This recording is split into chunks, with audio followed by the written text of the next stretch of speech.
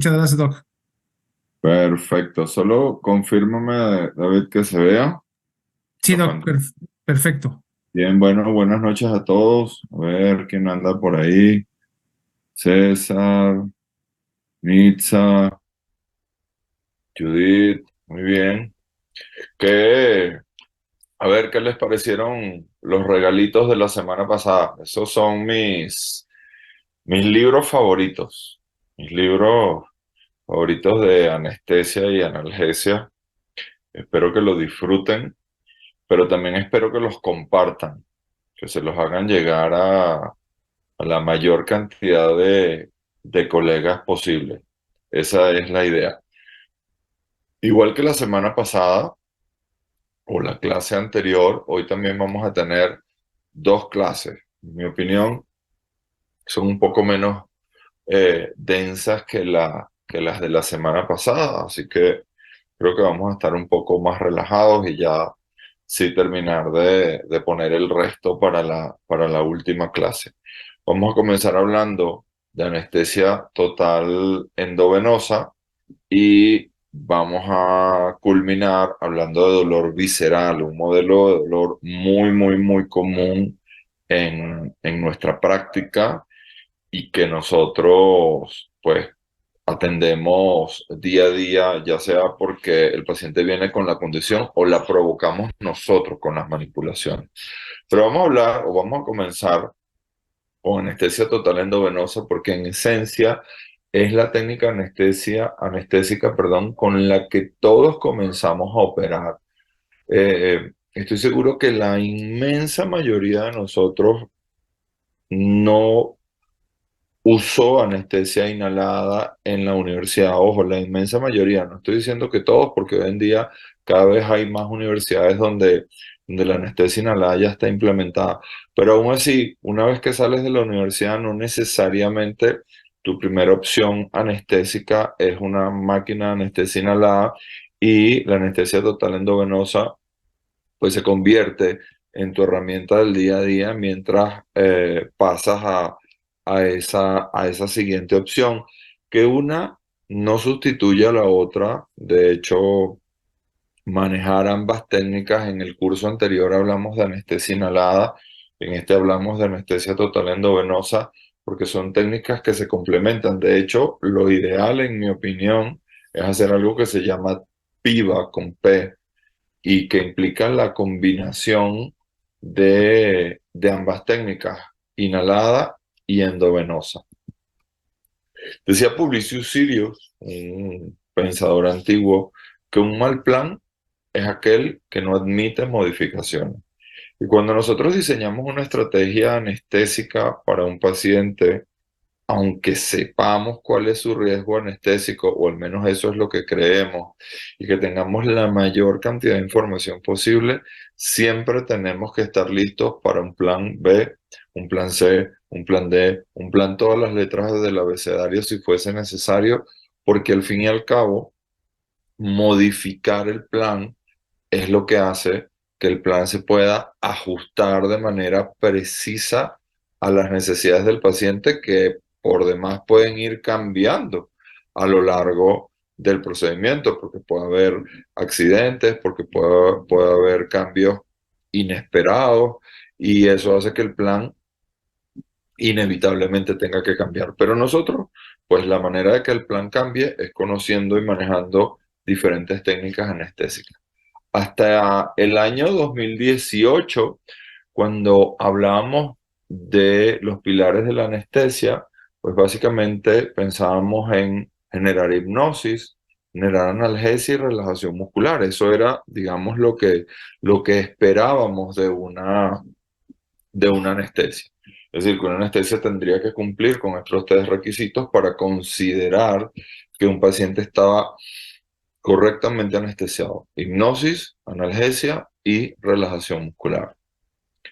A partir del año 2019, la cosa cambia un poco porque se suman dos elementos que son sin duda fundamentales y además de la hipnosis, por supuesto, de la relajación y de la analgesia, se suman dos nuevos elementos. Uno es la amnesia y que el paciente no recuerde lo que pasó. Y una de las maneras en que el paciente no recuerde lo que pasó es controlar de manera muy agresiva el estrés prequirúrgico, porque muchas veces no necesariamente recuerdan lo que ocurre durante el evento anestésico, pero sí pueden recordar el previo al evento anestésico. Y eso es suficiente para que la experiencia sea más desagradable de lo que ya en esencia es. Y finalmente, la estabilidad del sistema nervioso central, poder monitorear como hoy en día lo hacemos. De hecho, les cuento para los que nos puedan acompañar en el curso de manejo clínico de abordaje inicial del paciente dolorido que estaremos dictando de manera presencial el 23 y 24 de octubre. Van a ver allí en persona, para los que no lo conozcan, el monitor de actividad parasimpática. Es este dispositivo que dentro del quirófano lo usamos para medir el equilibrio del sistema nervioso autónomo, el equilibrio y los desequilibrios del sistema nervioso autónomo en el ambiente quirúrgico, pero que hoy en día también los utilizamos en el ambiente postquirúrgico y en la clínica diaria. Y poder tener un sistema nervioso autónomo estable, sin duda va a permitir que las recuperaciones anestésicas y los perfiles de recuperación analgésica sean mucho más eficientes en los pacientes recién anestesiados. Esto indica que mientras menor actividad simpática haya previa a la anestesia y en el transquirúrgico, mejores van a ser los perfiles de recuperación anestésica, pero para poder saber eso, pues sin duda tenemos que monitorear. Esta técnica anestésica, me refiero a TIVA, lo que busca es lograr concentraciones de fármacos y en plural, porque ya saben que siempre combinamos fármacos en sangre que provean ese plano anestésico, esa posibilidad de cumplir con los 5 preceptos: amnesia, relajación, hipnosis, analgesia y equilibrio del sistema nervioso autónomo.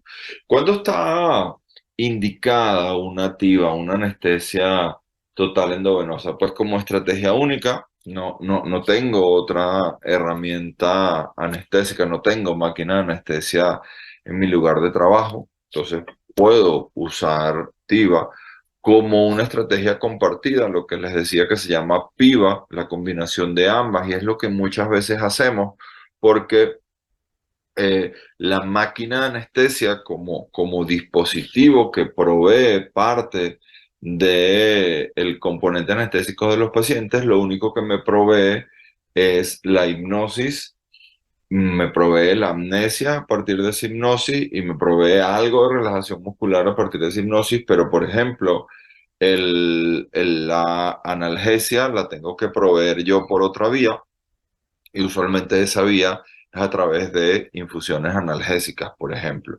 Entonces eso es lo que se conoce como PIVA. Y además podemos usar TIVA, anestesia total endovenosa, en pacientes que requieran estar en las unidades de cuidados intensivos y donde muchas veces, y aunque sería lo ideal, tener una máquina de anestesia por cada puerto de trabajo, pues muchas veces no es la realidad, y entonces el mantenimiento de la hipnosis y de la sedación dentro de las unidades de cuidados intensivos también se puede lograr a través de esta técnica anestésica que, como les dije, lo que busca es lograr concentraciones de fármacos en sangre para proveer ese plano anestésico. Una de las diferentes maneras de dosificar o los factores que debemos tomar en cuenta para dosificar la TIVA o la manera de dosificar la TIVA. Uno, el primero, pues básicamente a mí no me gusta para nada porque habla de la experiencia del anestesiólogo y esas ideas de que, bueno, a mí me va bien esto, a mí me va bien aquello, a mí no me va bien esto, cuando realmente le tiene que ir bien o mal, en todo caso, preferiblemente bien, es al paciente, al perro, al gato, al caballo, a lo que quiera que vayas a anestesiar. Pero sin duda, la experiencia a partir de tener horas y horas y horas de anestesia. Esto es como ser un piloto de avión. Mientras más horas de vuelo tienes, pues obviamente ganas experiencia y también vas aprendiendo cosas que no están en los libros, que no están en los papers y que te lo va diciendo el paciente en el momento. Parte del encanto de hacer una TIVA. Por supuesto, la dosificación va a estar determinada por la premedicación, qué fármacos usamos para tranquilizar, qué fármacos usamos para relajar, qué fármacos usamos como sedantes, qué fármacos usamos como analgésicos. Y finalmente el componente hipnótico llega a ser mínimo y especialmente si se hacen bloqueos, etcétera, ya ni siquiera se proveen fármacos hipnóticos, sino que sedantes o tranquilizantes fuertes es más que suficiente.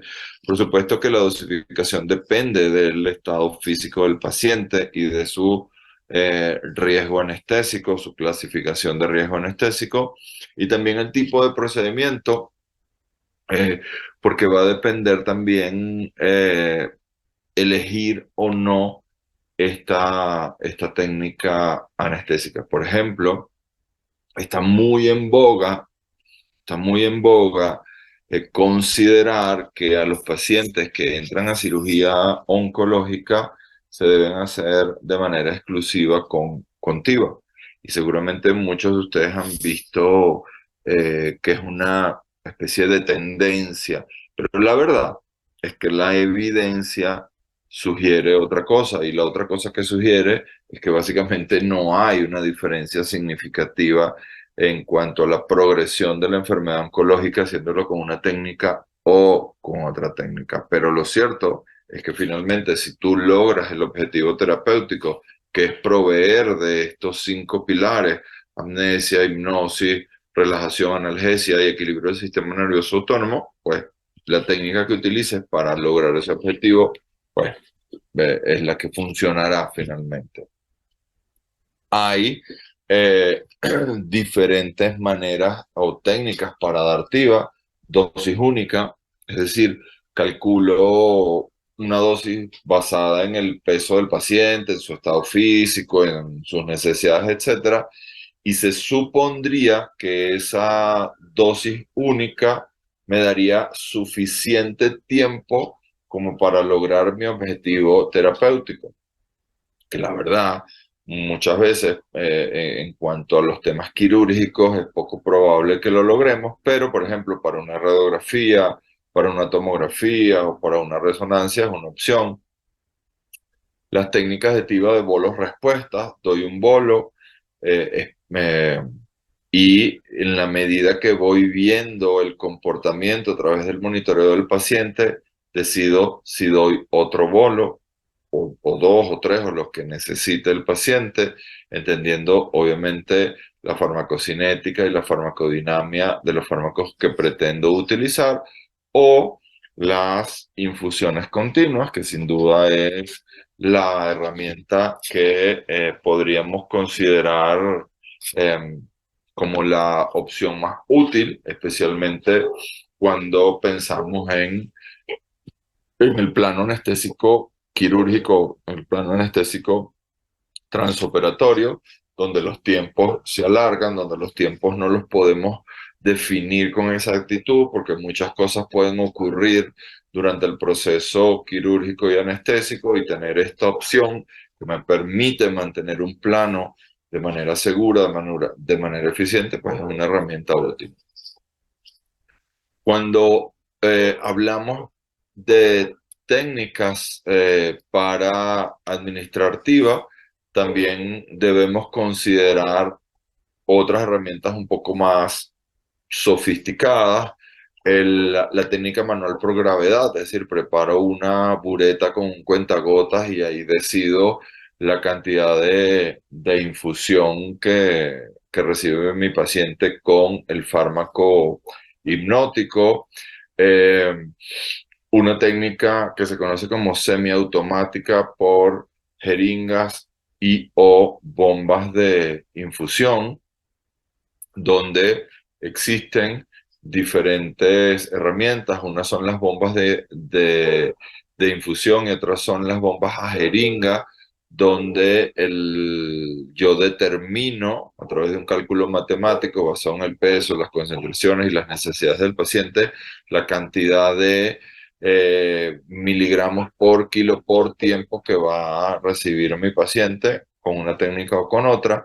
Y las técnicas más modernas se conocen como técnicas Target Control Infusion por concentración plasmática, donde la cantidad de fármaco que vamos a administrar va a estar determinada por un algoritmo matemático basado en la farmacocinética y la farmacodinámica de la herramienta hipnótica que vayamos a utilizar, entiéndase propofol, entiéndase ketamina, que no es un hipnótico, a pesar de que lo vamos a, perdón, a incluir en esta ecuación como un fármaco que puede potenciar a los hipnóticos, alfaxalona, eh, el mismo tiopental. Bueno, ya no usamos barbitúricos últimamente, bueno, últimamente no, perdón, desde hace ya un montón de años. Pero esta técnica lo que permite calcular es exactamente la concentración plasmática de ese fármaco en particular y a partir, repito, de un algoritmo matemático, el aparato va a enviar única y exclusivamente la cantidad necesaria para mantener esa concentración plasmática que va a mantener el plano anestésico. Sin importar la técnica que yo utilice, gravedad, bombas de infusión, bombas de jeringa o Target Infusion Control, la anestesia portiva se basa en un modelo farmacocinético tricompartimental que tiene tres compartimentos, pero se llama tricompartimental. Uno es la grasa, el otro es el músculo y el otro es la sangre, en donde el fármaco anestésico se puede distribuir, mantener e inclusive liberarse desde allí, como es el caso de las grasas y los fármacos que tienen la capacidad de acumularse en grasa, como lo hacían los barbitúricos que se acumulaban. Y entender que estos tres compartimientos, grasa, sangre y músculo, forman parte de lo que yo debo considerar a la hora de diseñar una estrategia anestésica basada en la técnica activa, es fundamental porque desde allí va a llegar el fármaco hipnótico al órgano blanco, al órgano target, que es el cerebro, que es finalmente el que nosotros pretendemos hipnotizar.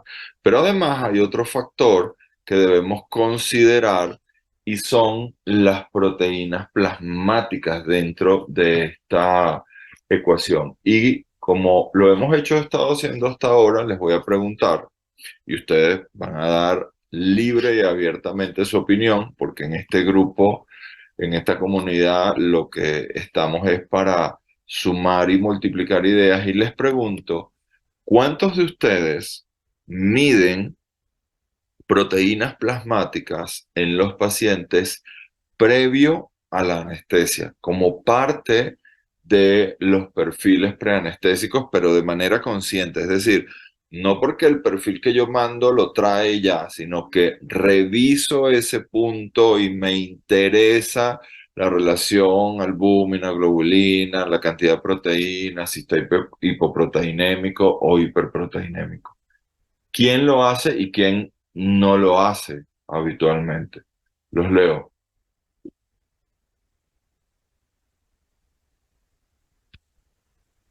El índice hace proteínas totales y determina quién está hiperproteinémico y quién está hipoproteinémico. Mari no lo hace todavía, pero estoy seguro que lo va a empezar a hacer a partir de ahora. Romina tampoco, pero seguramente va a comenzar a hacerlo a partir de ahora. Gabriel dice, incluido en el perfil, confieso que no conscientemente, y eso pasa. Yamin dice, sí se hace. Yasmín, perdón, no Yamin, Yasmín dice que sí lo hace, es decir, sí mide proteínas plasmáticas y las interpreta. Y acá lo interesante, para los que no lo hacen aún. Dice Angélica, solo como exámenes prequirúrgicos y especialmente en pacientes geriátricos. Pero atentos a esto, Angélica, porque deberíamos hacerlo absolutamente en todos los pacientes. Es verdad que de manera natural, por decirlo de alguna manera, usualmente los pacientes geriátricos están hipoproteinémicos, están perdiendo proteínas por diferentes vías, pero no necesariamente tienes que ser geriátrico para que esa condición ocurra.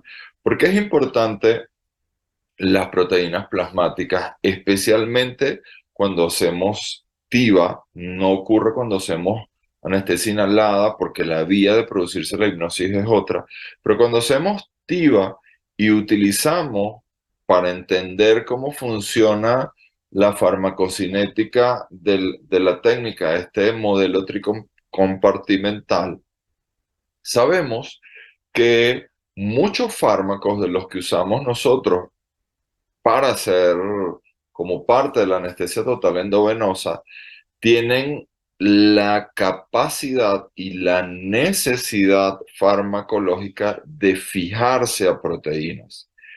Y un fármaco que se fija a proteínas, cuando el fármaco se diseña con la intención de que cierto porcentaje de ese fármaco se fije a la proteína presente y ya literalmente no esté disponible. Y entonces es la fracción libre de ese fármaco la que va al cerebro y logra el objetivo terapéutico.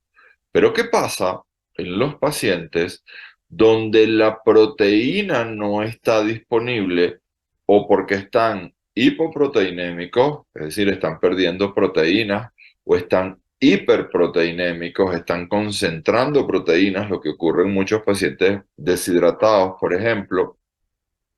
Pero en cualquiera de los dos casos, la proteína no está disponible, la proteína plasmática no está disponible. Y pasan básicamente dos cosas. Al no haber una cantidad establecida y determinada de proteínas, la cantidad de fármaco que se va a fijar a la proteína es mucho menor y en consecuencia vamos a tener una fracción libre mucho más grande y en consecuencia también vamos a tener la posibilidad de un accidente anestésico mucho más grande. Y el otro factor determinante o importante por los que los invito a que a partir de ahora lo hagan y lo hagan de manera consciente es porque estas proteínas regulan la presión oncótica. Y al no haber proteína disponible, estos pacientes sin duda pueden desarrollar edemas en el transquirúrgico. Y eso lo hacen sin importar la técnica anestésica, si es PIVA, si es TIVA, si es inhalada, la que sea. Lo cierto es que bajo ninguna circunstancia quiero un paciente edematizado durante el evento quirúrgico, durante el evento anestésico. Porque además yo inclusive no puedo predecir dónde se va a desarrollar ese edema. Si es en un miembro, pues va a salir alguna pata de elefante del quirófano y ya se eliminará con diuréticos, etcétera. Pero es que si ese edema es en el cerebro o en los pulmones, ya sabes lo que puede pasar. Así que a partir de ahora, doctores, revisar bien el tema de las proteínas plasmáticas. Opciones: tiopental, que prácticamente ya no se consigue en el mercado veterinario. Propofol tradicional, alfaxalona. Este es un fármaco que ya se comercializa en los Estados Unidos y eso significa que está muy cerca de nosotros, y me refiero a México, y además es fácil de conseguirlo y de traerlo por otras vías para usarlo en nuestros pacientes. La alfaxalona es un hipnótico que, a pesar de que dice en el prospecto que se use única y exclusivamente por la vía endovenosa, sabemos por una indicación extra label, es decir, fuera de la etiqueta, que también funciona por la vía intramuscular y se absorbe bastante bien y bastante eficientemente. El etomidato un fármaco que no tenemos para medicina veterinaria exclusivo, pero las versiones de humano funcionan y funcionan muy bien, especialmente en pacientes cardiópatas. Este es el fármaco que yo en esencia quisiera. Esto es algo nuevo, eh, se llama, se llama Propoclear, es Propofol, pero si se fijan en la imagen, ya no es esa emulsión lechosa, sino que es transparente porque han cambiado el vehículo y al cambiar el vehículo también cambiaron muchas cosas, entre otras cosas la posibilidad de generar reacciones alérgicas con su uso. Es una muy buena opción. Y la ketamina, que si bien no es un fármaco hipnótico, es un fármaco que nos ayuda a potenciar el efecto de otros fármacos. Ahora, esta tabla, que es de la doctora Eva Rioja y que a mí me gusta mucho porque compara un poco nuestro pasado, que es el tiopental, nuestro presente, que es el propofol, hablando de anestesia total endovenosa, nuestro futuro inmediato, que es el etomidato, eh, y la ketamina, que es un fármaco versátil que pudiéramos sumar a los otros, y quiero que se fijen en algunos datos importantes. A ver, pregunta Claudio, si tengo un paciente hipoproteinémico y necesariamente debo ingresarlo a quirófano, ¿qué opciones tengo para tratar de regular esos niveles? Anteriormente usaba gelatinas, pero veo que no lo recomiendan. Bueno, podrías inclusive, Claudio, hacer una transfusión de plasma si quisieras, o en todo caso, mientras controlas la razón por la cual ese paciente está perdiendo proteínas, no usaría, por ejemplo, fármacos como benzodiazepinas, diazepam, midazolam, solazepam, no usaría ninguno de esos fármacos, eh, no usaría tiopental, pero sabemos que el tiopental ya prácticamente no se utiliza. Usaría propofol en una dosis más baja, o si tengo anestesia inhalada, pues uso anestesia inhalada sin problema. Vean las características de estos fármacos. En cuanto a la dosis, a la solubilidad, al inicio de acción, al tipo de inducción, y hay un detalle que a mí me interesa mucho y especialmente me refiero a la ketamina, que ha sido un fármaco.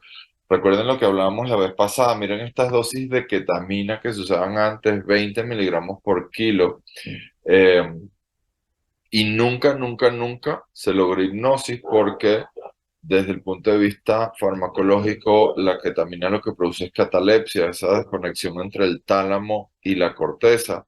No produce relajación muscular, cosas que sí hacen los otros fármacos. Dice que el etomidato no produce buena relajación muscular, pero es básicamente en el inicio de la acción del fármaco donde puede provocar inclusive mioclonos, pero una vez pasada esa etapa, la relajación es bastante buena. Eh, y la recuperación con la ketamina es muy mala porque la ketamina tiene un metabolito activo, la norketamina, que sigue produciendo efectos una vez pasado el efecto inicial de la ketamina. Los barbitúricos que se conocen desde siempre entre 1867 y 1934 era lo que se usaba entre el 34 y el 50 y especialmente a partir del 50 ya cambia la relación de su uso porque es el momento en el que aparece la anestesia inhalada segura, pero hasta la primera mitad del siglo XX, la herramienta hipnótica que había para prácticamente todas las especies, incluidos nosotros los humanos, eran los barbitúricos, que son unos excelentes hipnóticos, excelentes relajantes musculares, pero no son analgésicos. Y no solo no son analgésicos, sino que técnicamente podríamos considerar que al bloquear los mecanismos de modulación del dolor, podrían empeorar los perfiles de recuperación analgésica. Acá un detalle interesante, Porque para que se produzca dolor, tiene que haber conciencia. Y al haber un paciente anestesiado, correctamente anestesiado, un paciente inconsciente, pues técnicamente ese paciente no siente dolor, no está viviendo la experiencia dolorosa. Pero eso no significa que los otros mecanismos alrededor estén activados o en este caso inactivados como los de modulación del dolor. De hecho, en pacientes anestesiados no hablamos de dolor, hablamos de nocicepción en todo caso. Son muy alcalinos, así que cuando se extravasan provocan estos irritaciones que pueden llegar inclusive a necrosar los tejidos y la eliminación de ellos es por degradación metabólica, así que el hígado tiene que funcionar bastante bien para que esto ocurra.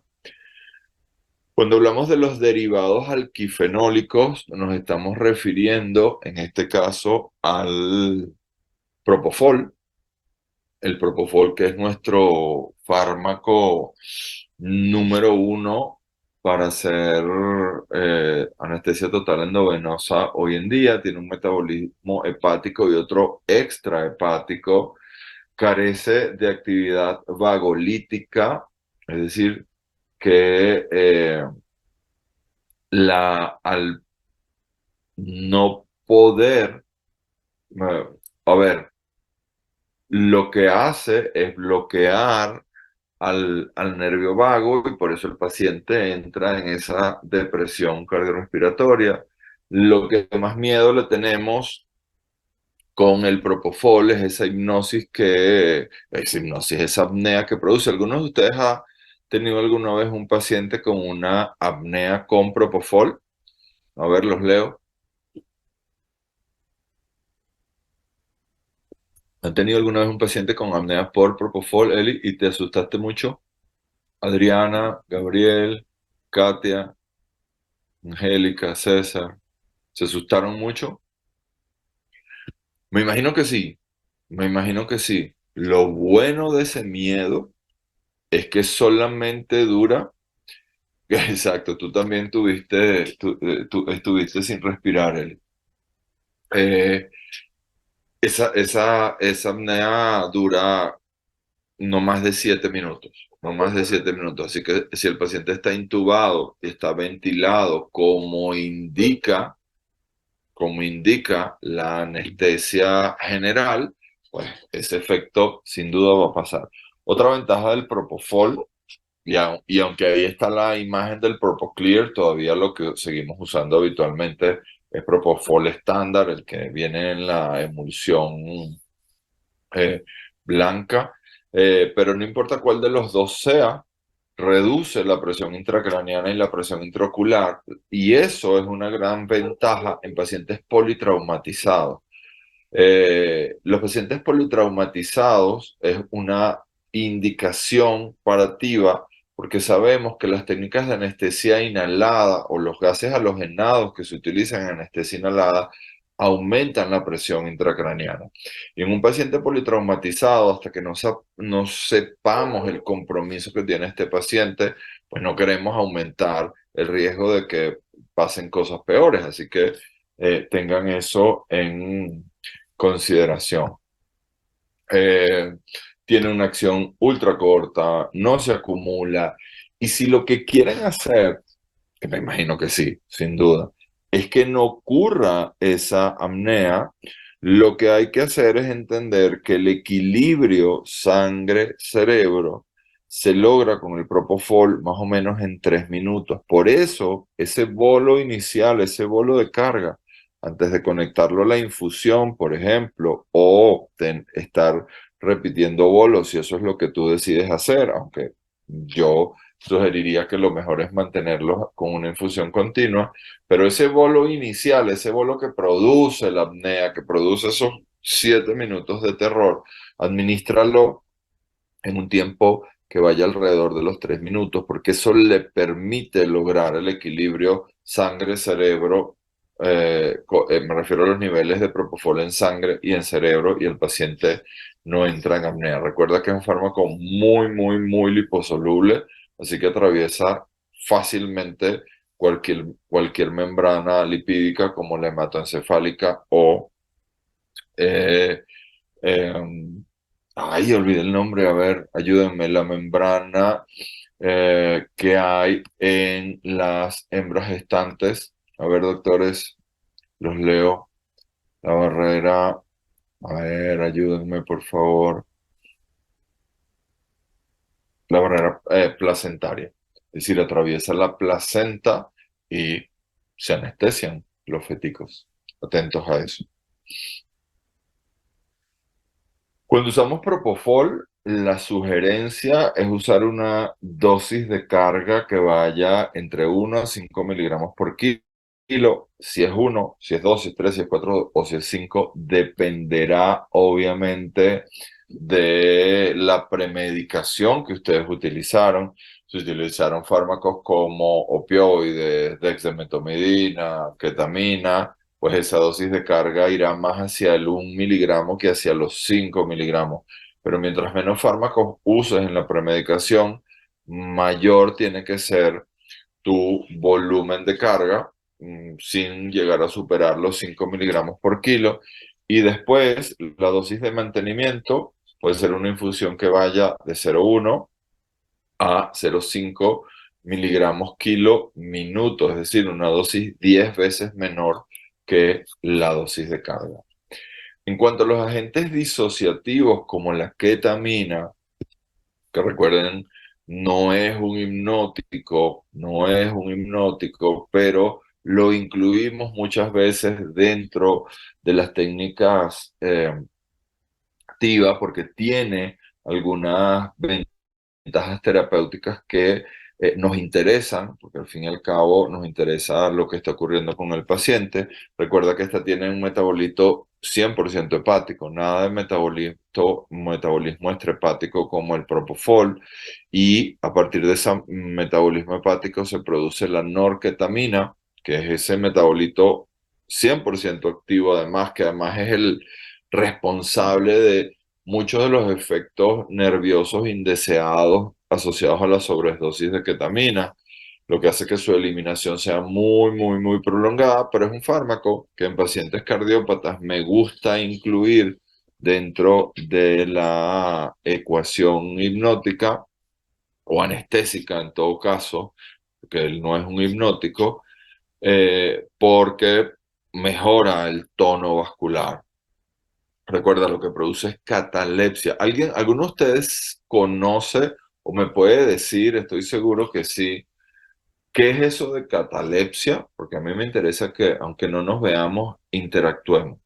¿Qué es eso de catalepsia que tantas veces se dice y que necesitamos entender claramente?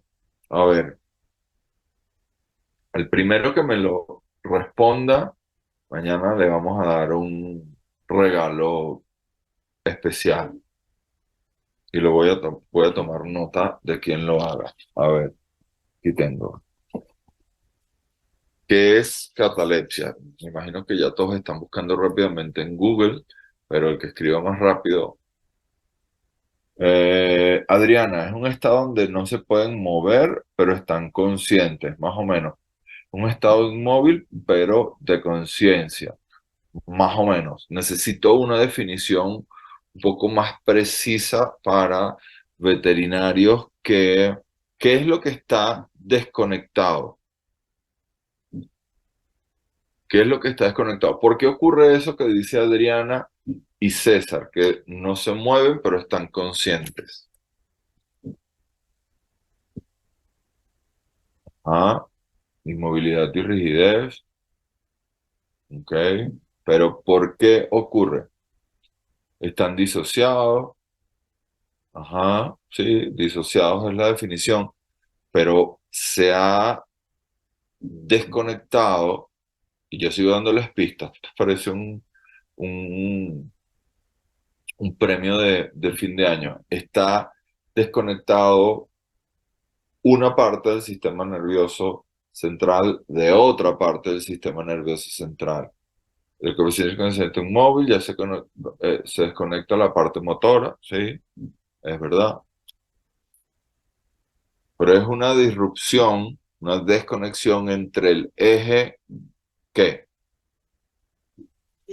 Si lo digo yo, pues se desconecta el cerebelo, sensibilidad. A ver. Va, ya, acabemos con este. Es una desconexión del eje tálamo-corteza. La corteza está despierta y por eso los pacientes son capaces de percibir los estímulos. Los pacientes te huelen, te ven, te oyen, te sienten, obviamente. Pero cuando la corteza integra toda esa información y la envía al tálamo para que en el tálamo esa información se convierta en movimiento, el tálamo está desconectado. Y por eso el paciente no se puede parar e irse corriendo. Esta es una desconexión del eje tálamo-corteza. Eje tálamo cortical. Y eso es muy importante que nosotros lo sepamos porque muchas veces a nosotros nos parece que funciona porque el perro o el gato no se mueve, pero no necesariamente el hecho de que no se mueva no significa que no esté sintiendo todo lo que esté ocurriendo en ese momento. Y si bien en medicina humana se reporta que a ciertas dosis que en veterinaria no han sido determinadas aún, se puede llegar a producir amnesia, es decir, que el paciente no recuerda lo que pasó, el sufrimiento durante el evento es muy, muy grande y las consecuencias neuroendocrinas y neurovegetativas pues, son importantes. ¿Sí? Así que atentos con esto. Los agentes imidazólicos como el etomidato, este es un fármaco que valdría la pena, doctores, ustedes donde quiera que estén, intenten conseguir. Si ustedes están en México, como creo la gran mayoría de ustedes, hay laboratorios como PISA, de humano, por supuesto, que tiene etomidato. Estos agentes se conocen como agentes imidazólicos, es un no barbitúrico, por lo tanto, no se acumula de acción ultracorta, que tampoco provee analgesia como ninguno de los hipnóticos, salvo la ketamina que provee analgesia somática, pero recuerda que técnicamente no es un hipnótico. No provoca liberación de histamina como podría provocar el propofol, especialmente el que no es Propoclear. Eh, es un protector cerebral frente a la reducción del consumo de oxígeno metabólico, es decir, que aún con bajas concentraciones de oxígeno, que son las que se producen en muchos ambientes o en muchos momentos transanestésicos, este fármaco es capaz de proteger al cerebro, eh, escasas alteraciones respiratorias, mínimas efectos cardiovasculares. Este parecería ser el fármaco perfecto, pero no, porque produce mioclonos durante la inducción. Es decir, que hasta que el paciente logre el plano hipnótico, este paciente está temblando, como teniendo microconvulsiones, y la verdad es que es muy impactante. Para evitar eso, lo que hay que hacer es combinar o que parte de la estrategia anestésica incluya eh, benzodiazepinas, diazepam, midazolam, solazepam, la que ustedes quieren. Y además, también este fármaco tiene la capacidad de inhibir la producción de esteroides endógenos, al menos durante el tiempo que está haciendo efecto el fármaco, lo cual eso hace que no sea una opción para pacientes con Cushing o Addison. A ver, los leo. ¿Con Cushing o con Addison? Con hiperadrenocorticismo o hipoadrenocorticismo. Con Addison. Bien, César. Esa es la respuesta. Esa es la respuesta. Otros fármacos que no necesariamente proveen hipnosis, pero que se utilizan con esta técnica de vía endovenosa es el fentanilo, porque sabemos que es un fármaco analgésico muy, muy potente, cuya dosis de carga va de 2 a 10 microgramos por kilo, o yo usualmente utilizo, les voy a dar una dosis un poco más sencilla, que es 1 miligramo por cada, 1 ml por cada 10 kilos de fentanilo. Y el mantenimiento, si utilizo esta dosis de 5 a 30 microgramos kilo minuto, que por supuesto dependerá si es 5, si es 10, si es 15, 20 o 30, los fármacos con los que estemos combinándolos. Si dentro de la ecuación hay antagonistas NMDA, ketamina, pues mis dosis de mantenimiento de fentanil van hacia la baja más que hacia la alta. Otro fármaco que se utiliza recurrentemente es el remifentanilo. Este es un fármaco mucho más potente que el fentanilo, que la morfina o que cualquier otro opioide que nosotros pretendamos utilizar. Tan potente es que a pesar de que en la imagen que ustedes están viendo allí se sugiere un bolo de 70 microgramos, no usamos bolos de carga, solamente usamos bolos de mantenimiento porque es muy, muy, muy potente y usamos medio, o sea, 0,5 microgramos kilo, ya no en hora, lo medimos en minuto. Una de las ventajas del remifentanilo es que así como es potente, es decir, mientras los pacientes están bajo los efectos de la infusión, se mantienen en unos planos analgésicos muy, muy, muy poderosos, pero no se acumula y se elimina muy, muy rápidamente. Eso puede ser una ventaja o una desventaja. Ventaja, pues si tengo un accidente, pues simplemente con cerrar la infusión, yo debería comenzar a tener una recuperación bastante rápida por la eliminación a través de esterasa. Desventaja, no tener un efecto que se prolongue en el tiempo una vez cortada la infusión. Y nuevamente les muestro la tabla de Barrioja del principio, solamente para que los que no tomaron una captura de pantalla en un primer momento, pues tienen ahí la oportunidad. Y un par de, un ejercicio para hacer em, infusiones por gravedad, que digamos son las más comunes. Si no tienes una bomba de infusión, si no tienes un target control, si no tienes una infusión con jeringa, pues puedes preparar una infusión en una botella de fluido, en una bolsa de fluido, y si tienes un cuentagotas, va de lujo. ¿Alguno de ustedes hace infusiones continuas con algo que no sea gravedad, método manual por gravedad? O sea, es decir, ¿alguno de ustedes tiene bombas de infusión, bombas de jeringa? Que si no la tienen, valdría la pena que inviertan en ello porque son dispositivos que no necesariamente son muy costosos. Carlos tiene, Gabriel tiene los dos, buenísimo. Andrea tiene bomba de infusión.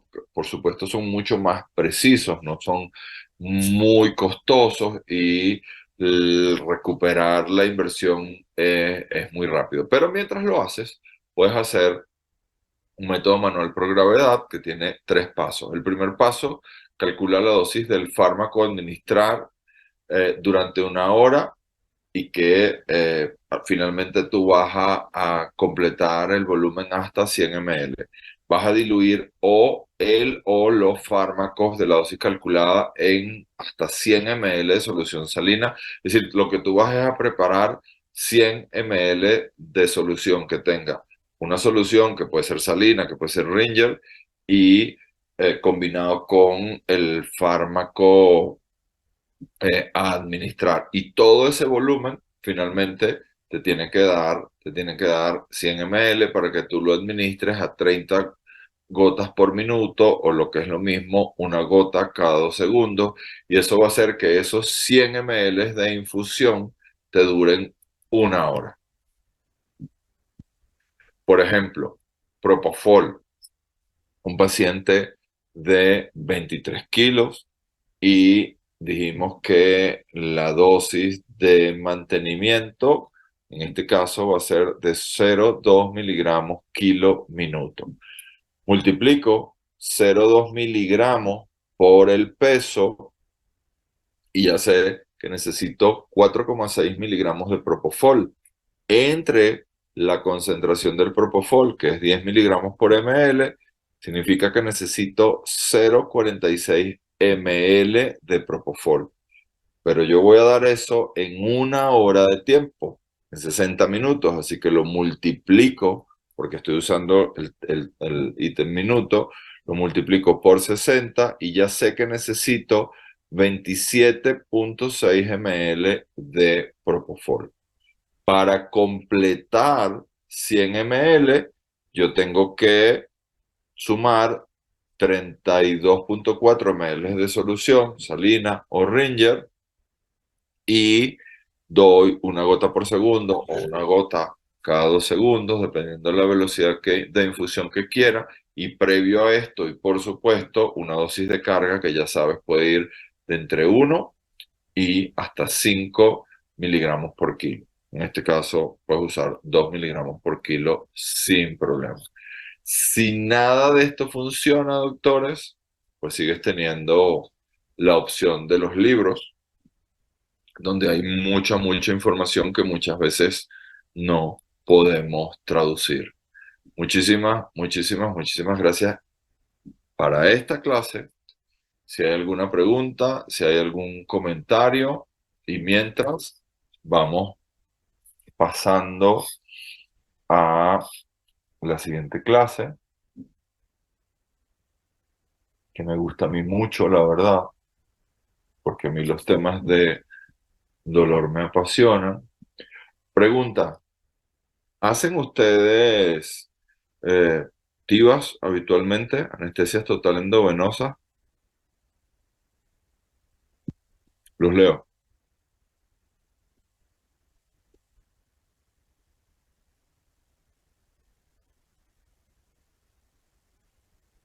A ver, ¿hacen TIVAs?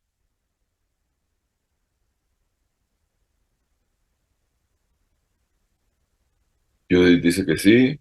¿Y las haces, Judith, con infusiones o solo bolos? Los que me respondan que sí, como Katia, Ana Paulina, Angélica. Katia dice con bolos, Ana Pau también. Claudio hace tiba bolos, Romina con bolos, Andrea hace con infusión porque Andrea tiene la bomba.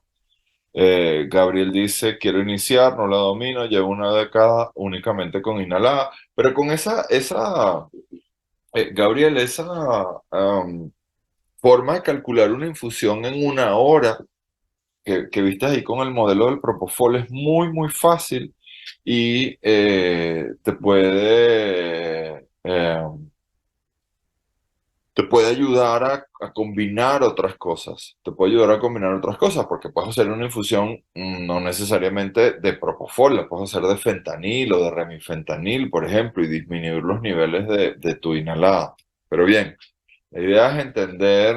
A ver, Marcela, cuéntame, a ver si yo tengo la respuesta a tu duda.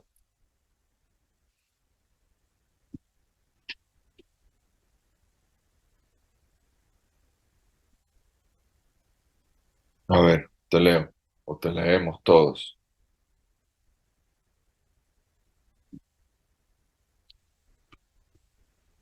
¿Cuál sería el anestésico endovenoso de elección para realizar una cesárea?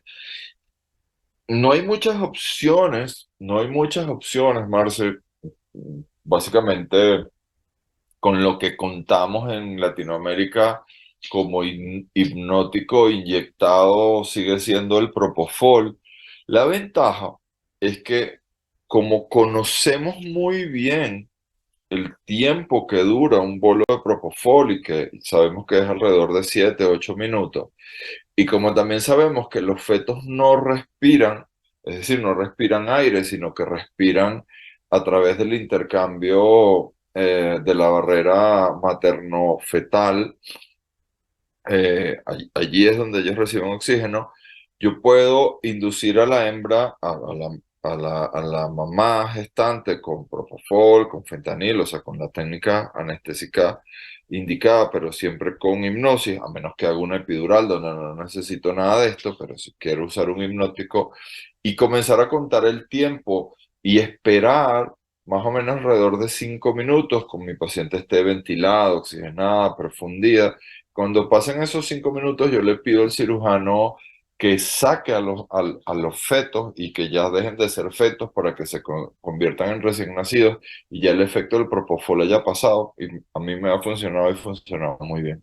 César, si la dosis de carga de propofol lo manejo a 1 miligramo y no logro un efecto deseado, lo ideal sería volver a otro bolo o inicio con la infusión y logro el plano anestésico conforme para la infusión. Puedes hacer dos cosas, César. O puedes repetir el bolo de 1 miligramo o acelerar la velocidad de infusión hasta que logres el plano hipnótico. Pero recuerda que eso no solamente usa propofol, ese paciente seguramente tendrá algún alfa-2 agonista, algún antagonista NMDA, lidocaína, algunos otros analgésicos, así que usualmente funciona bastante bien así.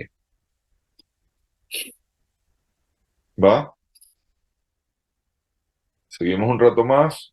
Bien, vamos a hablar de dolor visceral, el lado oscuro del dolor, y ya verán por qué a mí me gusta llamarlo el lado oscuro del dolor, porque en todo caso tiene que ver con la manera como el cerebro de los animales que están viviendo una experiencia de dolor visceral procesan la información y todo lo que ocurre alrededor. Y yo siempre me he imaginado que estos perritos hospitalizados con parvovirus, por ejemplo, que es un modelo de dolor visceral muy, muy, muy, muy poderoso y la razón por la cual se mueren los pacientes con parvovirus es de dolor y no de ninguna otra cosa. Cuando están teniendo ese episodio de dolor tan, tan grande y ven entrar al veterinario a la sala de recuperación, sin una herramienta que los pueda ayudar a salir de eso, lo ven así, como si fuera Darth Vader. Vamos a ver si logramos cambiar esto. El dolor visceral es una clasificación del fenómeno doloroso basado en las estructuras anatómicas involucradas, es decir, todos los órganos que están desde la entrada del tórax hasta el piso de la pelvis e inclusive un poco más allá, cuyo mecanismo de acción principal es el nociceptivo, aunque también hay modelos de dolor mixto asociados a las estructuras viscerales, pero inclusive es tan complejo que llega a involucrar estructuras no neurológicas en la fisiopatología del modelo del dolor. Decía quien fue mi profesor de neurofisiología en la Universidad de Buenos Aires, el doctor Daniel Picera, que el dolor es información. Información que se produce en un lugar, que viaja por unas vías, llega al cerebro, genera una respuesta. Y cuando hablamos de dolor visceral, pues hablamos de información que se produce en los órganos internos.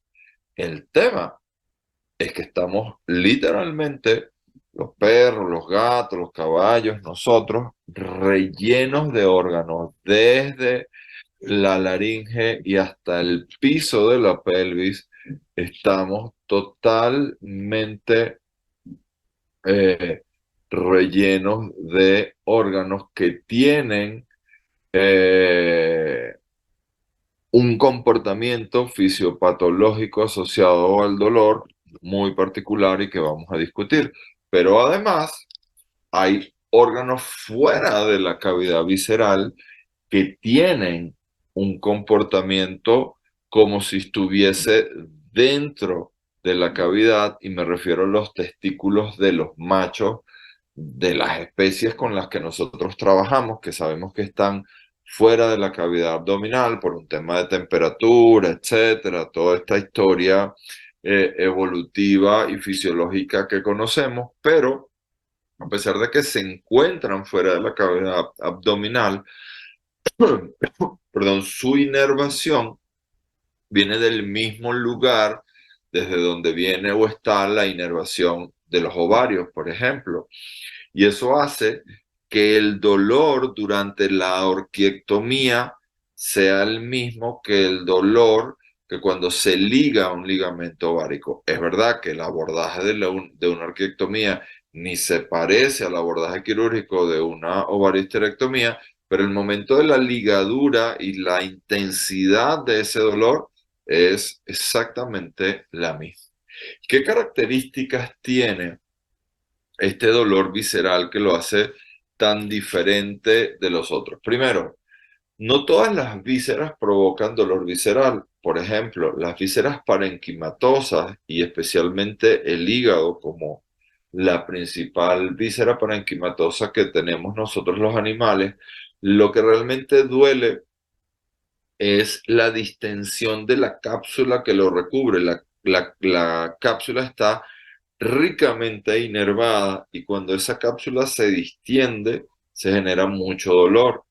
El dolor no siempre es asociado a un daño visceral, puede venir dolor reflejo desde la columna, es un dolor que es difuso, pobremente localizado, y esto tiene que ver porque la manera como viaja la información desde el lugar de la lesión hasta los centros nerviosos superiores, es decir, médula y posteriormente el cerebro, es a través de la vía de neuronas de segundo orden, que son neuronas que conducen información nociceptiva, pero que no están especializadas en conducir información nociceptiva, así que lo hacen de manera poco eficiente.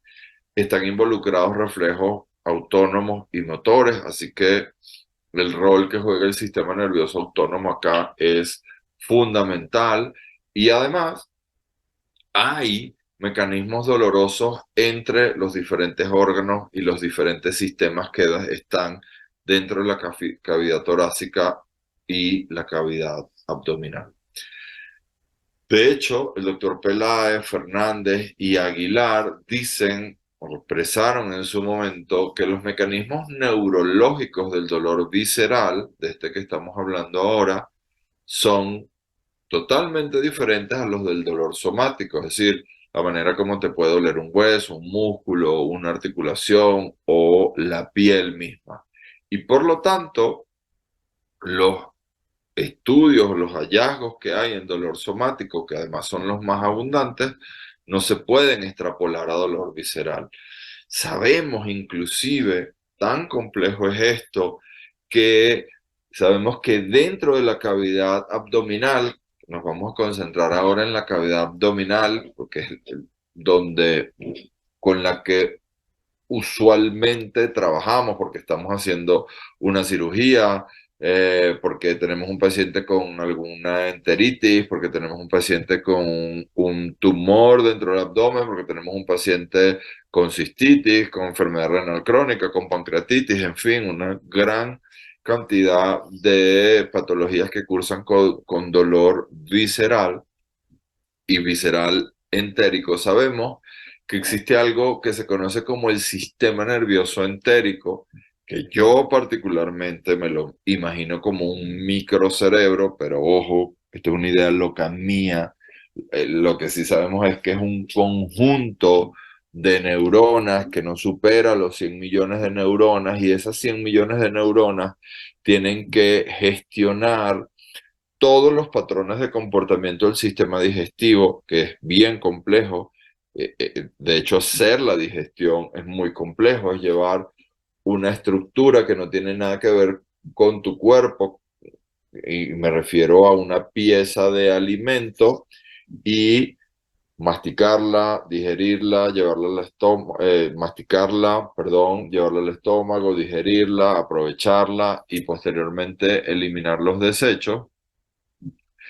Pero además, esas 100 millones de neuronas también se encargan de gestionar todo lo que ocurre con el sistema reproductor, el sistema urinario, las otras glándulas que hay, otros órganos que hay dentro de la cavidad visceral, es capaz de integrar y transmitir toda esa información al sistema nervioso central, tiene un comportamiento del sistema nervioso autónomo y central, es decir, que es muy pocas células nerviosas para mucha información. Por eso sabemos que el urotelio, que forma parte del sistema genital y urinario, genitourinario de los animales, también forma parte o interviene en los mecanismos de modulación del dolor visceral. Y lo hace el urotelio y no lo hace, por ejemplo,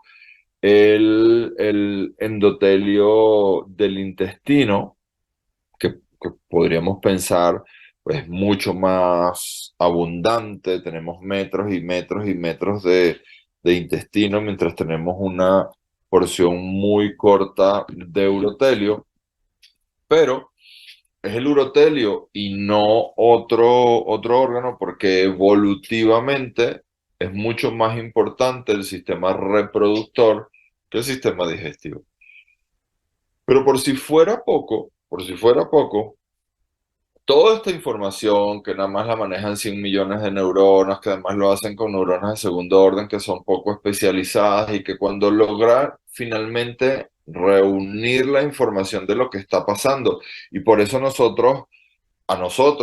cualquiera de nosotros los que estamos acá conectados, cuando tenemos una sensación desagradable dentro de la cavidad abdominal, pues decimos, me duele la barriga. Pero no decimos, me duele el colon transverso, o me duele un lóbulo hepático, o me duele la cola del vaso. No, sabemos que algo está pasando, pero la información no es tan precisa y por lo tanto mi cerebro no lo puede identificar. Y como no lo puede identificar, tampoco se puede defender precisamente de eso, o como lo haría en una articulación, en la piel, en la córnea, en fin. Pero repito, como si, por si esto fuera poco, esta información recabada por un número muy limitado de neuronas es enviado ahora a la corteza somatosensorial secundaria. Estamos hablando del sótano del cerebro. Solo para recordarles, porque sé que ustedes lo saben, el cerebro es como una cebolla, ha ido evolucionando como una cebolla, es decir, tiene capas más profundas, capas medias y capas más superficiales. Y las capas más superficiales son las más evolucionadas. Es decir, la corteza somatosensorial primaria es es la más externa, es la capa más externa, es la capa más evolucionada, es la capa donde están los centros nerviosos más precisos, pero en la corteza somatosensorial secundaria es un cerebro menos evolucionado, y esa información que ya dijimos que era limitada, ahora la enviaron como a una computadora, pero una computadora vieja que procesa la información más lentamente y menos eficientemente.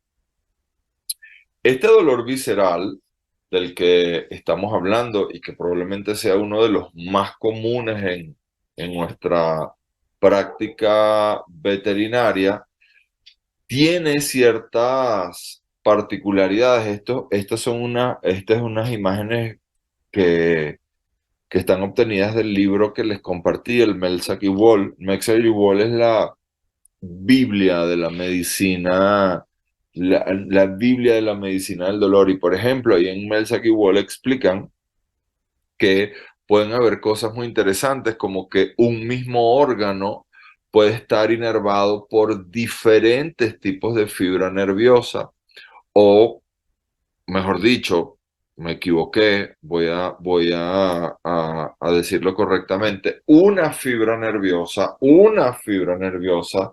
puede inervar a dos órganos que se comportan totalmente diferentes. Es decir, la misma fibra nerviosa tiene una rama que va al estómago, es un órgano hueco que tiene un comportamiento diferente al del hígado o al del vaso o al del páncreas, que son órganos parenquimatoso. Y es decir, que por la misma vía, por la misma carretera, viajan informaciones totalmente diferentes. ¿Cómo se produce el estímulo doloroso? Pues pueden ser procesos mecánicos, distensión, tracción, estiramiento. Eso no es otra cosa que un veterinario investigando, perdón, qué hay dentro del abdomen de un perro o una perra, buscando los ovarios, buscando la intususcepción, buscando sin saber exactamente dónde está. Inflamatorios, enzimas y mediadores inflamatorias y químicos cuando ocurren una obstrucción total, parcial, una intususcepción, esa incapacidad de que llegue sangre a una porción del intestino también hace que se produzcan metabolitos que son proinflamatorios y prodolorosos.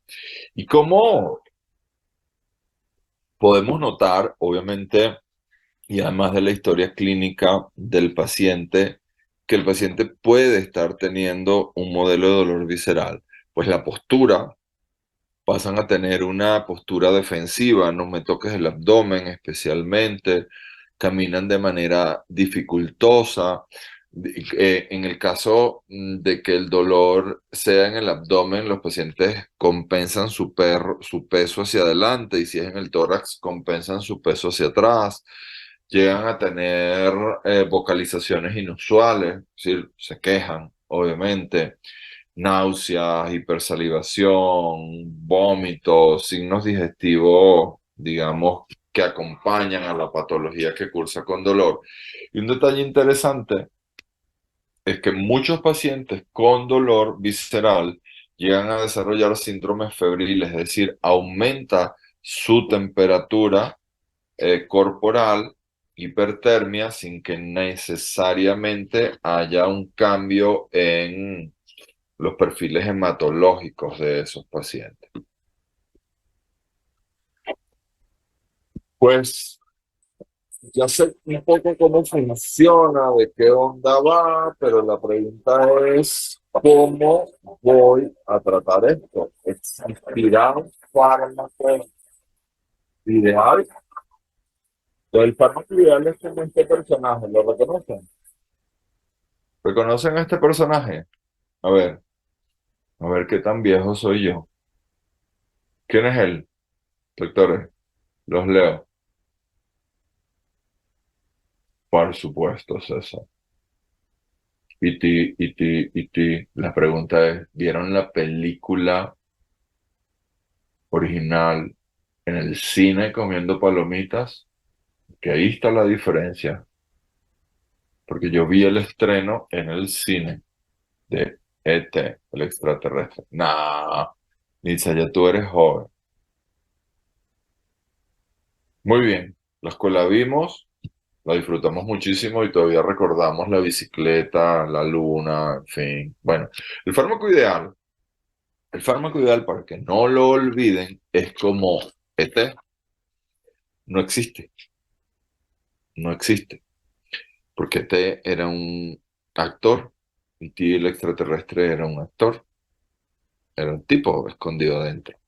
No es que les quiero yo romper el corazón, ni muchísimo menos, pero es así como el fármaco ideal.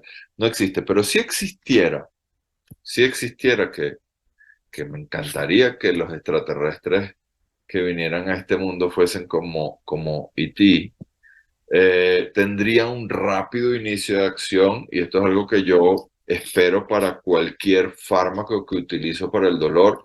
Me duele, quiero que haga efecto rápido, quiero que tenga un efecto prolongado, quiero que haga efecto rápido y que se mantenga en el tiempo y que no me tengan que estar poniendo el fármaco a cada rato, a menos que me preparen una infusión, que sea libre de tolerancia, que no tenga efectos colaterales, y ya por definición, pues ahí sabemos que no existe, porque todos los fármacos en mayor o menor medida tienen algún efecto colateral.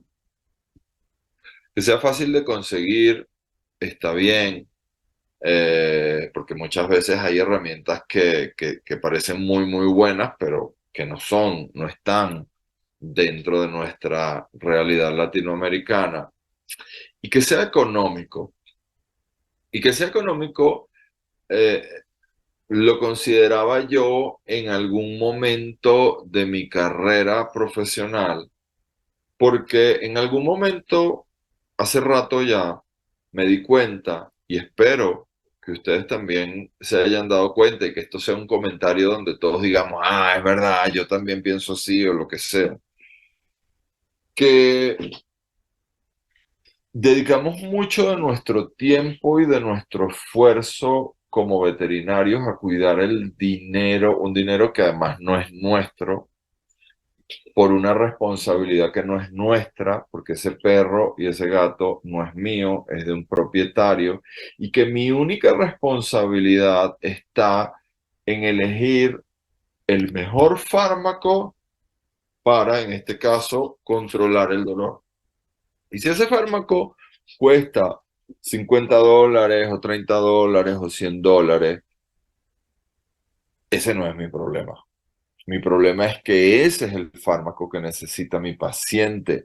Doctores, ya dejemos de cuidar el dinero de los propietarios porque ellos ni siquiera están pendientes de nosotros o no nos cuidan a nosotros. A mí, ustedes se entrenaron, se educaron, se formaron y lo siguen haciendo para hacer la mejor medicina posible.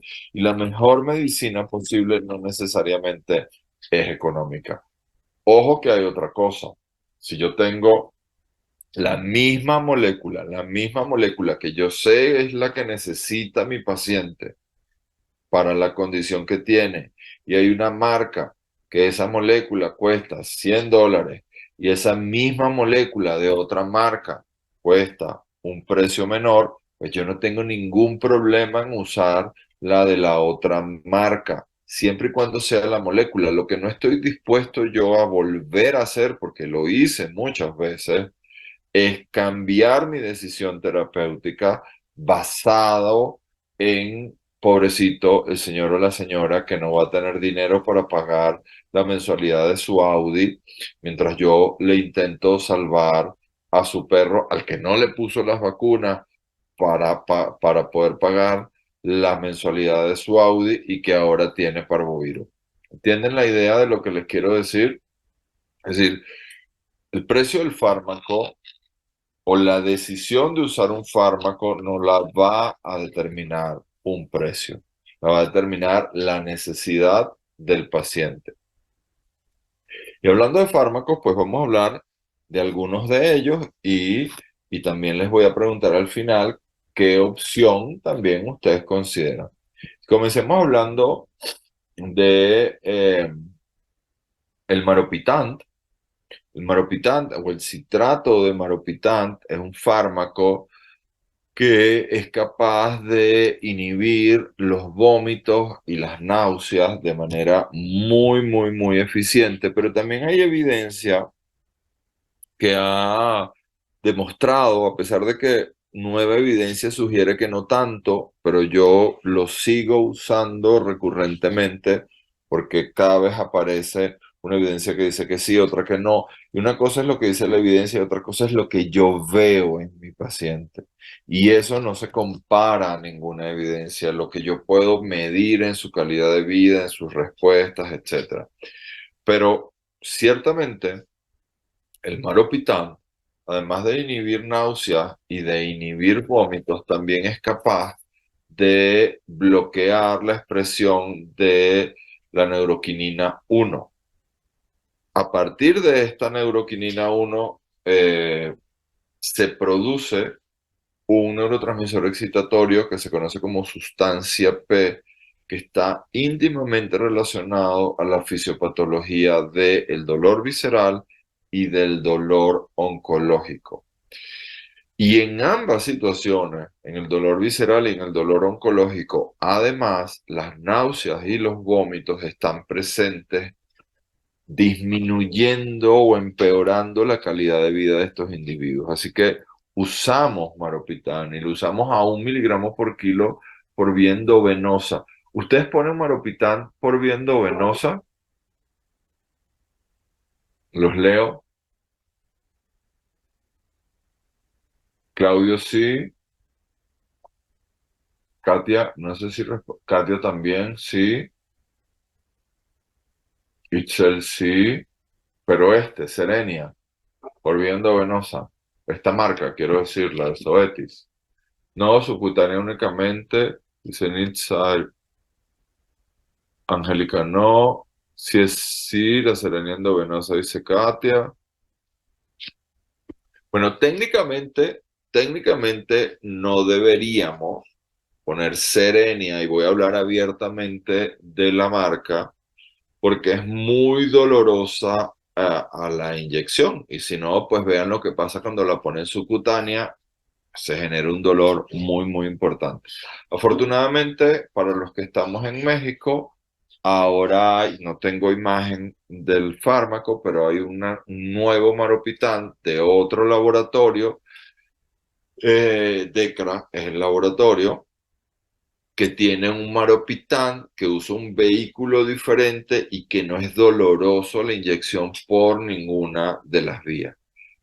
¿Y por qué digo esto? Porque cuando yo usaba solo Serenia, pues tenía que hacer una administración muy lenta o tenía que diluir el volumen que yo calculaba de 1 miligramo por kilo y administrarlo lentamente para que no lastimara al paciente o inclusive lo llegaba a hacer en el caso de la cirugía una vez que el paciente ya estaba premedicado para evitarle esa molestia. Vean este paciente que es de esas emergencias bizarras, va saltando por el bosque tranquilo en el parque y de repente en uno de esos saltos se atraviesa una varilla de metal que afortunadamente para él no involucró, por supuesto, trauma medular, ni un gran vaso sanguíneo, ni la ruptura de una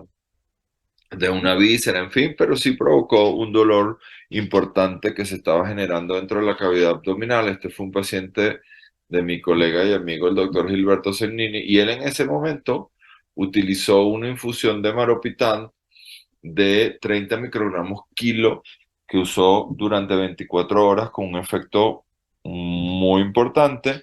Yo hoy en día uso infusiones de Maropitán mucho más altas, 100 microgramos kilo hora, pero no las uso 24 horas, las uso 6, 18, de 6, 12, máximo 18 horas. Y después de eso, un poco apenado por la situación, pero sano y sin dolor. Hay mucha evidencia alrededor de el Maropitán, inclusive por diferentes vías. Vean esta que les estoy señalando acá con el cursor. Maropitán epidural. Y suena bastante interesante, sobre todo porque ahora queremos hacer todo epidural, pero la conclusión es que epidural no sirve. Y también está este trabajo que ya en algún momento les mostré y les comenté, donde un metaanálisis hecho en el año 2020 dice que el efecto analgésico y antiinflamatorio del Maropitán es limitado, no así su efecto antiemético y inhibidor de náuseas. Pero finalmente yo creo que a pesar de esta evidencia, ese Julio, el de Decra. No sé si se llama Prevomax, pero es de Decra. Estoy 100% seguro que es de Decra. Y está buenísimo, ya lo he probado y anda muy bien y no duele nada. A pesar de este paper del año 2020, yo sigo incluyendo Maropitán. Por ejemplo, eh, por ejemplo, si los pacientes son braquicefálicos y vienen a cirugía, sin importar dónde sea la cirugía, más aún si es cirugía abdominal, pero si es braquicefálico perro gato, siempre, sin pensarlo, llevan una dosis de Maropitán en la premedicación porque estas conformaciones genéticas de perros son de perros y de gatos, porque también hay gatos braquicefálicos, tienen una mayor disposición a tener regurgitaciones transquirúrgicas, así que en ellos siempre las uso. Combinar con otros fármacos, por supuesto, con opioides, con AINES, con lo que necesite el paciente. Inhibidores de membrana celular, estos son eh, anestésicos locales, analgésicos locales, lidocaína, bupivacaína, ropivacaína. Eh, durante mucho tiempo usé lidocaína, después pasé a usar bupivacaína, que tiene un efecto más largo en el tiempo. Después intenté usar ropivacaína, pero es un poco más complicada de conseguir. Pero vean esto, yo hablo quiero que me digan si lo ven. ¿Ven el video? Aquí estoy inyectando dentro de la cavidad abdominal. ¿Ven el video? Lo vuelvo a poner. Esto es una OVH electiva. Bien, el cirujano suturó la pared muscular, eleva con el instrumento la pared muscular y yo inyecto dentro de la cavidad abdominal en técnica estéril bupivacaína, en este caso entre 3 y 5 miligramos por kilo. En este paciente, más o menos lo mismo, solo que dejo que el cirujano guíe la inyección, pero es lo mismo. Lo que importa, la magia está en el líquido, no en si el cirujano guía o no guía la inyección. Pero vean, aquí se ve mejor, yo no estoy bloqueando la herida, yo estoy inyectando dentro de la cavidad. Después de esto, el cirujano hace subcutáneo, piel, termina la cirugía, el paciente comienza a recuperar la conciencia y ya tengo el periodo de latencia de la bupivacaína y cuando el paciente recupera la conciencia, pues ya no hay sensación dolorosa dentro de la cavidad abdominal hasta por 6 horas. Esto, vean, esto es en un macho que vino a cirugía de vejiga, esto es un abordaje parapeniano y lo mismo, el cirujano eleva la pared muscular y yo inyecto dentro de la cavidad. Y en gatos, a ver, es lo mismo. Por supuesto, los volúmenes son menores porque el peso es menor. Pero igual, eleva la pared y yo inyecto dentro de la cavidad abdominal.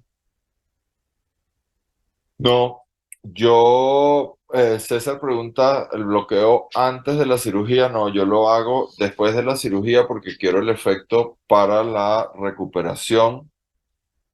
Si lo hiciera al momento de abrir la cavidad, cuando el cirujano esté limpiando, etcétera, se va a ir gran parte del fármaco, así me aseguro de que todo el fármaco esté adentro. Porque en algún momento comencé a usar ropivacaína porque encontré este paper que sugería que la ropivacaína era hemodinámicamente más estable que la bupivacaína, a pesar de que yo estuve 15 años usando bupivacaína sin ver ningún cambio, pero de que vuelan, vuelan. Y el otro fármaco del que les quiero hablar es de los opioides, porque sabemos que hay receptores opioides periféricos, es decir, no solo en el sistema nervioso, sino también en el sistema gastrointestinal, en la vejiga urinaria, en los conductos deferentes. Y hoy en día inclusive hay un fármaco que se llama tapentadol. ¿Han oído hablar del tapentadol? ¿Sí o no? Tapentadol que en gatos va muy bien, inclusive mejor que en perros. Tapentadol de la familia, es como un primo hermano del tramadol, pero que no inhibe la recaptación de serotonina. Y al no inhibir la recaptación de serotonina, no hay posibilidad de que los pacientes desarrollen síndrome serotoninérgico, que es una condición no mortal, pero sí muy, muy incómoda para pacientes intoxicados con tramadol. Si yo pensaría en cuál es la mejor, y voy a hablar de opioides en pacientes con parvovirus, donde, como les decía al principio, estos pacientes de los que se mueren finalmente es de dolor y de nada más. Me gusta más usar morfina que fentanil, sobre todo porque tiene un efecto que se alarga en el tiempo. Una dosis de morfina puede alargarse unas 6 horas, hasta más, 8 horas. Y bueno, Mario, pero va a vomitar. Bueno, pero si ha vomitado 100 veces, que vomite 101 y ahora sin dolor, mucho mejor. Siempre lo combino con ketamina, con medio miligramo por kilo de ketamina, para obtener una, una mezcla analgésica mucho más potente, o inclusive con alfa-2 agonistas, porque hoy en día hay infusiones de alfa-2 agonistas que utilizamos en diferentes modelos de dolor, pero especialmente en pacientes con modelos de dolor visceral. En el caso de la dexmedetomidina, esta es una imagen cortesía del doctor Luis Tello, que seguramente muchos de ustedes conocen. Usamos 2 microgramos kilo hora y la infusión la podemos dar entre 12 y 24 horas sin problema. Pregunta Moisés, ¿la Bupre es una buena opción en pacientes con parvo? Sí, si no tienes morfina, Moisés. Porque obviamente la buprenorfina es mucho menos potente que la morfina, pero entre poner Bupre y no poner nada, sin duda es una buena opción. Recordar, ya estamos terminando el encuentro de hoy. Les había dicho que el de hoy era mucho menos denso que el de la semana pasada, que también hay una relación o hay una relación muy importante entre el sistema inmune, la microbioma y los modelos de dolor visceral. Por lo tanto, considerar a la microbioma es muy importante.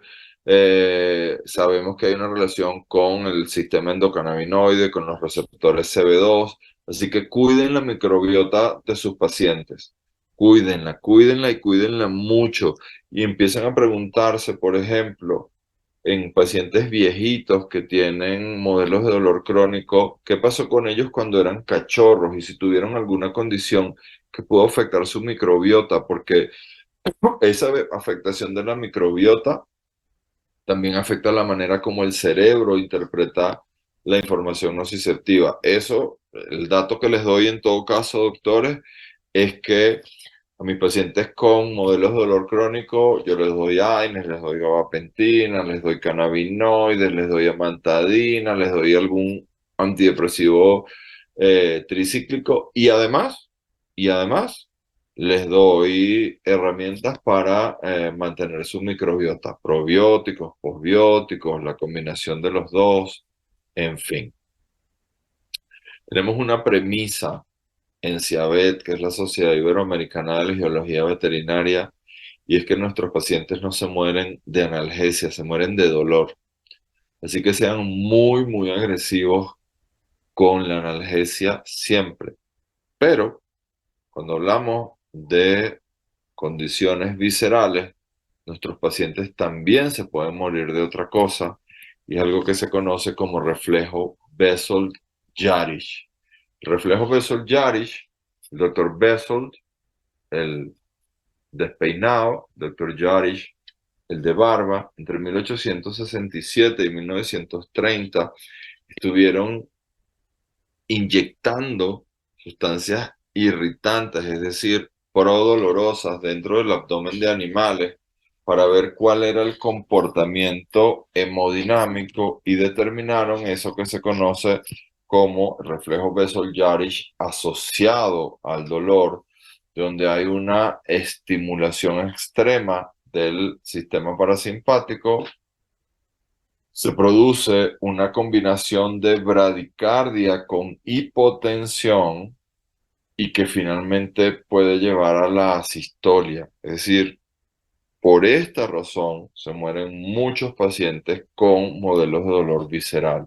Y el tratamiento para esto es efedrina. Tómenle foto, por favor, a esta pantalla porque no lo pueden olvidar. No manejamos Bessel-Jarisch con atropina, porque la atropina va a elevar grandemente la frecuencia cardíaca, pero no necesariamente va a mejorar la presión arterial, cosa que sí hace la efedrina. usamos efedrina, 0,01 microgramos por kilo por la vía endovenosa, y si el paciente entra en asistolia y antes de comenzar o con la resucitación cardiopulmonar, entonces usamos adrenalina, 0,01 a 0,1 miligramos kilo por la vía endovenosa. Y finalmente, un último tema que es los modelos de dolor crónico visceral. Hay básicamente los dos más importantes en nuestros pacientes veterinarios. Uno es la pancreatitis, que aparece cuando el 90% más del parénquima pancreático está involucrado, un modelo de dolor difuso, inestable, signos digestivos, y que se diagnostica de manera precisa por biopsia o resonancia magnética. Y el otro gran modelo es la enfermedad renal crónica, mucho más común en perros y gatos, que tiene signos que nosotros podemos medir en laboratorio: BUN, creatinina, fósforo, SDMA, que es esta prueba temprana de disfunción renal que hacemos. Y este produce dolor, la enfermedad renal crónica, por dos vías diferentes. Una, un modelo de dolor neuropático: la urea en sangre produce polineuropatía, inflama los nervios. Y el otro, un modelo de dolor nociceptivo por osteoporosis por aumento del aparato hormona. Y el tratamiento analgésico de ambos, en el caso de la pancreatitis, metamizol, dipirona, novalcina; butorfanol, un opioide que tiene un efecto eh, especialmente en el abdomen craneal de los individuos y el tórax de los individuos, que es de los mamíferos, que es donde hay más receptores kappa, maropitán, para prevenir estos efectos digestivos y además inhibir la expresión de sustancia P, gabapentinoides para evitar la cronificación, y las dietas ricas en omega 3. Y en el caso de la enfermedad renal crónica, podemos considerar AINES, carprofen, firocoxib o meloxicam, que es el más estudiado de todos, o robenacoxib, también anda bien. En el caso de los perros, paracetamol. En el caso de los gatos, metamizol, dipirona, butorfanol también, porque el dolor es básicamente en el abdomen craneal, y gabapentinoides para prevenir la cronificación. En conclusión, doctores, ya terminando nuestro encuentro de hoy, yo quisiera que un paciente con dolor visceral hospitalizado, cuando me vea entrar a la sala de recuperación, no me vea como Darth Vader, ahora me vea como un Jedi de la medicina del dolor. Yo elegí a Yoda, pero tú puedes elegir al que tú quieras, a Leia, a Luke Skywalker, el que tú quieras, no importa. Pero que seas un Jedi de el manejo del dolor visceral, y sabes que tienes muchas herramientas, tienes inhibidores NK1, los bloqueos intraabdominales, los opioides, los alfa-2 agonistas, la dipirona, el metamizol, el opioides como el butorfanol andan muy bien. eh, los gabapentinoides. Tienes muchas opciones y las tienes que utilizar, porque es uno de los principales modelos de dolor a los que se enfrentan nuestros pacientes día a día en la práctica veterinaria, o porque el paciente tiene la condición o porque nosotros la provocamos con el acto quirúrgico. César, ¿qué opinión tienes sobre el tramadol en perros? No uso tramadol en perros.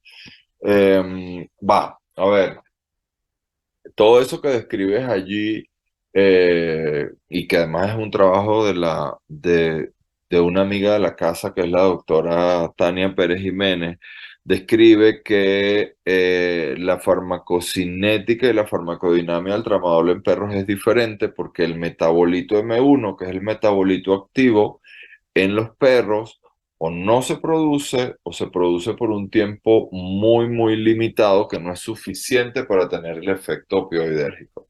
Pero recuerda que el tramadol también tiene un efecto inhibidor de recaptación de serotonina y norepinefrina, Y también, y esto es algo nuevo y muy interesante, nuevos estudios que demuestran que el uso de tramadol, no como efecto analgésico, sino como efecto promotor del sistema inmune, especialmente en pacientes oncológicos. Así que el tramadol, sin duda, no es mi primera opción en perros, sí en gatos, sin duda en gatos, en humanos, en caballos, anda muy bien, pero no lo descarto, así como que no uso tramadol y más nunca, lo uso con otras finalidades. Carlos, en pacientes renales los AINES que no son meloxicam también se ajustan a un tercio de la dosis.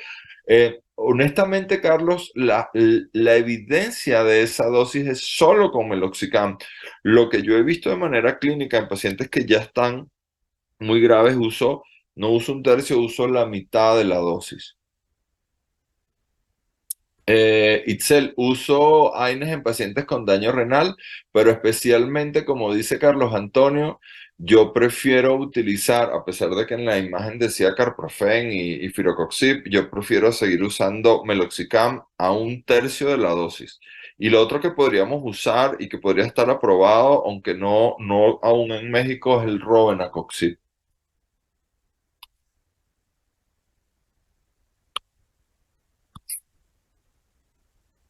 A ver, ¿alguna otra pregunta, comentario?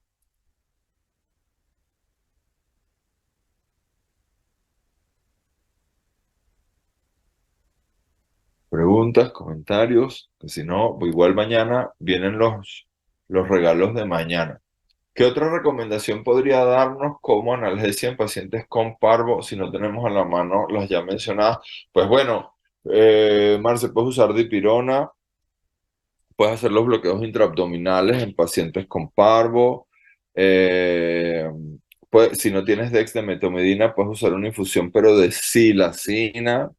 Sí, o sea, sí hay herramientas. Podrías usar un AINE, si el paciente tiene una función renal adecuada, podrías usar un AINE, inclusive combinado con la dipirona, se pueden combinar sin ningún problema. Diletamina solazepam para OVH como sedante, bien. Como anestésico, no, porque no producen hipnosis.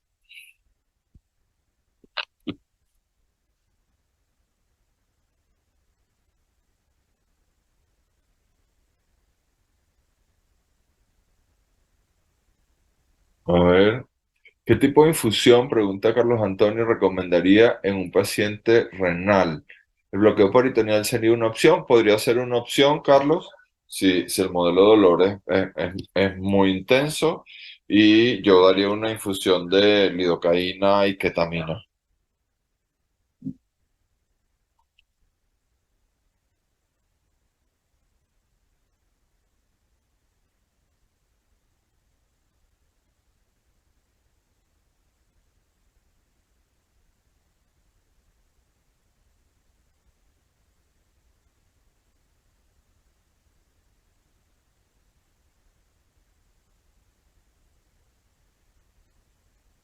A ver, ¿alguna más?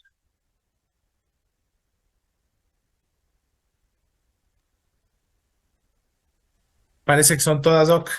Bueno, voy a dejar de compartir. Ah, mire, ya Ay, salió una pregunta más. Claudio, en una fórmula de infusión por gravedad que nos mostró, aparecían 27,6 ml de...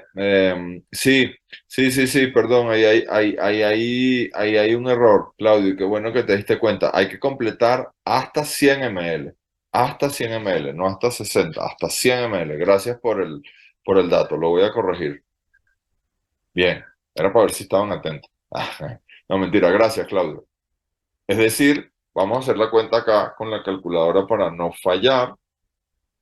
Serían 100 menos 27,6.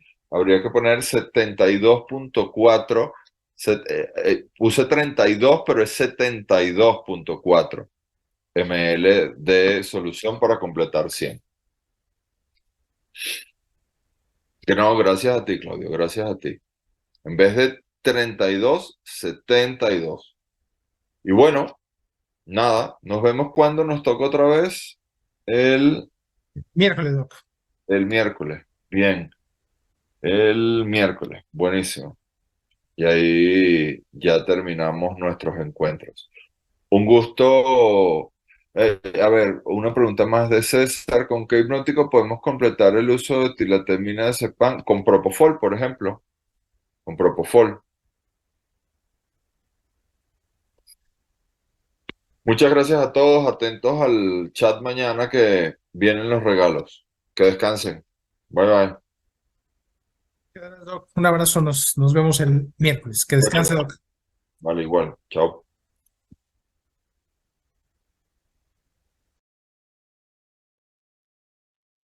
Muchas gracias a todos. Mañana por la mañana estará disponible el video de la clase de hoy, por si quieren volver a verlo. Y nos estamos viendo el miércoles. Mañana por la tarde les enviaré la liga a sus correos de Zoom para que puedan ingresar a la charla del miércoles. Muchísimas gracias. Que pasen muy buena noche. Si alguien tiene todavía algún problema para ingresar a la plataforma para ver los videos, no duden en contactarme para que les pueda ayudar en caso que tengan algún problema. Y nos vemos el miércoles. Que descansen. Muchas gracias y buena noche.